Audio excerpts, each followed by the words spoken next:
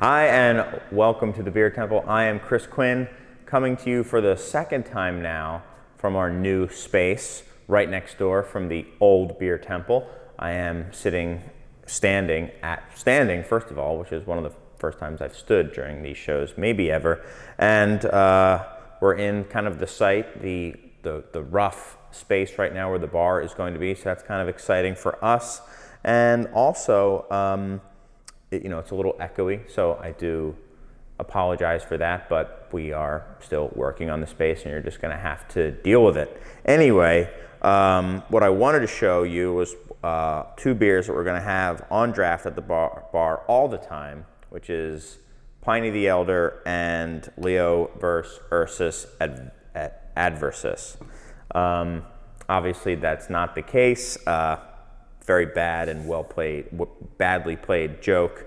We're not really going to have this, but some people from Russian River stopped in the shop and dropped off a couple bottles of Pliny the Elder, which is always nice when that sort of thing happens. Really nice, fresh samples. They are, about less than 3 weeks old, 2.5 weeks old. And that got us thinking about what we could do with this beer. And we had the idea of maybe kind of the old standard of what a double IPA was. The first beer to use the term double IPA, as far as I know. I think Pliny the Elder definitely coined the term.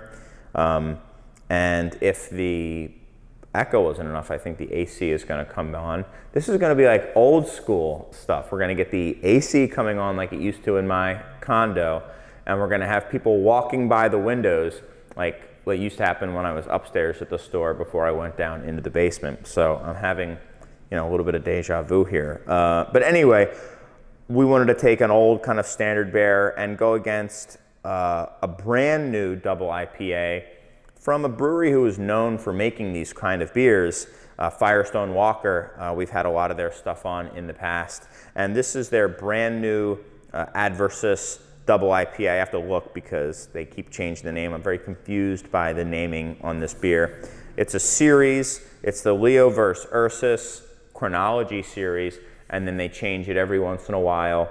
And this just came to Chicago anyway. This is the Adversus, and we're at also less than a month. We're at about 3 weeks, just a hair under 3 weeks here too.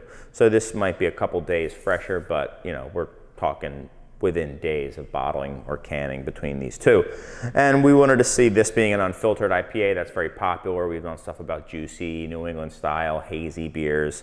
So we wanted to see how maybe this style has kind of drifted over time. So we figured we just do them side by side, one after the other. I'm doing it on a plank of wood because our bar isn't entirely sealed yet. I do think a piece of wood might have just fallen into the glass, which is great. So that is why. In fact, if the bar builder were watching this, he'd be very upset and very freaked out by me opening up liquid on here, but whatever, deal with it, Nick. So yeah, and this is not a which one is better. It's just like, okay, how has the style changed over time?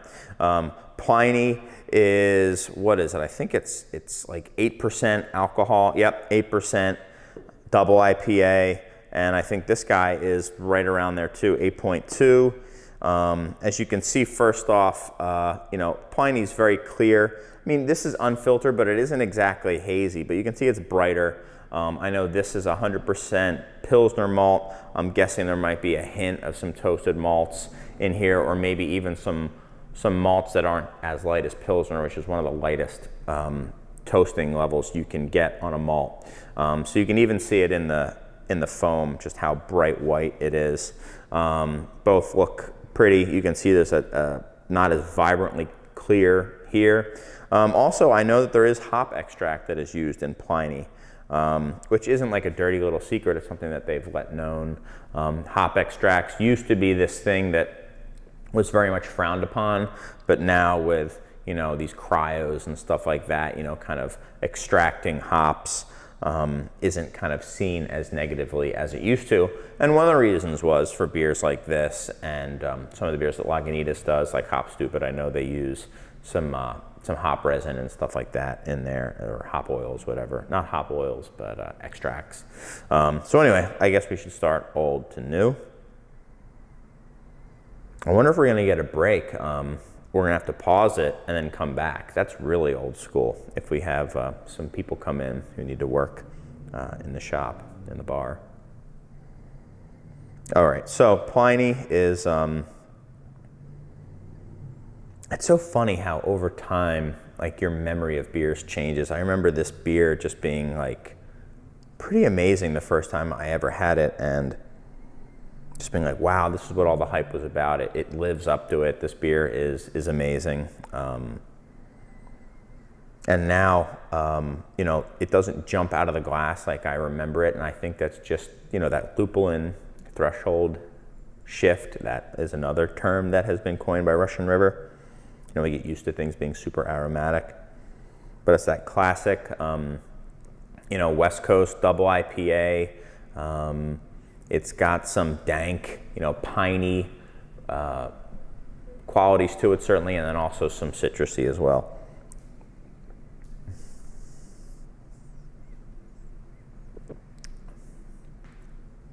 Really clean, quite bitter as well. The bitterness kicks in very soon.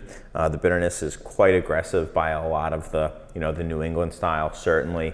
But I think in general, IPAs have more or less been getting less and less bitter over time, at least the perceived bitterness, if not the actual IBUs.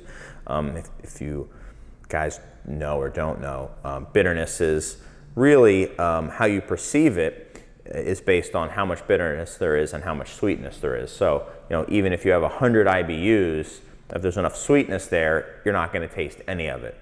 An example I like to give is, you know, the Imperial Stout 1050 by Oscar Blues is like a 99 IBU stout. You wouldn't really know it because there's so much malt there. So this is very perceived. The perceived bitterness is very high on this. And a lot of lemon and grapefruit kind of rind or pith, as I sometimes get made fun of for referring to something as. And dry, just really clean and bitter. Just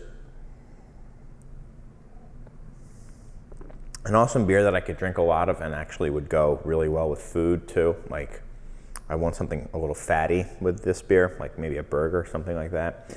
For the Adversus,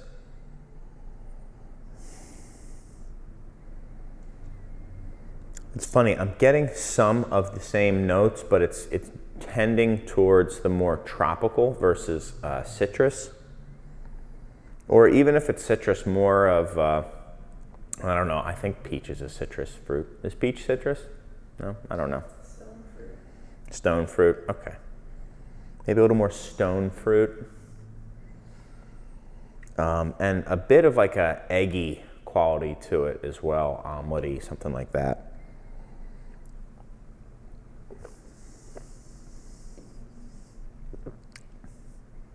Funny, the mouthfeel is softer, and by that I mean it kind of coats your tongue. I think there's just some more proteins or something in here. It's still fairly dry. The bitterness comes in a little bit later, and it's not quite as aggressive.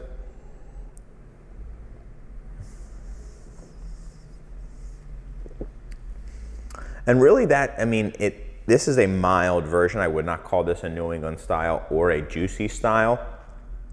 It does have some of those tropical tendencies. I mean, you have to remember, some of the hops that are in here did not exist when Pliny came out. Citra was not available. Equinox was not available. Mandarina was not available. And these are all hops that are in this beer. So it's kind of fun that, you know, this beer literally could not be made when this beer came out. But it is beers like this that, you know, prompted brewers to go and start searching for hops that kind of could make these flavors that beers like this were kind of bringing to the spotlight.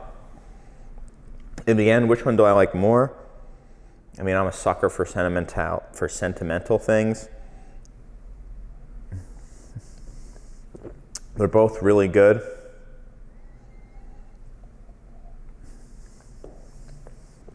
I do like that kind of old school. I like that there's a little bit more malt character here too, just a hint of like a biscuit note here, where I'm getting a lot more, like I said, like slightly omelette-y, like that egg that they have in sushi. It kind of tastes a little bit like that. Not quite sulfur, but it's more like a fluffy omelet or very light baked bread here. I prefer this. It is more aggressive. They're both really good, and I wouldn't turn down either of them.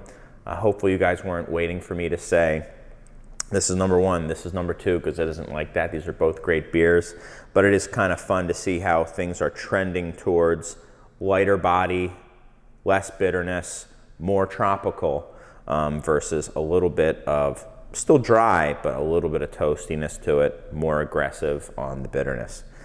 There you have it, guys. I hope you've liked this episode. I hope you enjoyed seeing the new space for the first time, at least the bar side of it. Expect to see more of that. Feel free to follow us on all those social media things that you're probably going to see right around here, I would guess. And but until next time, I've got some great California double IPAs to drink, and hopefully you do too. Cheers.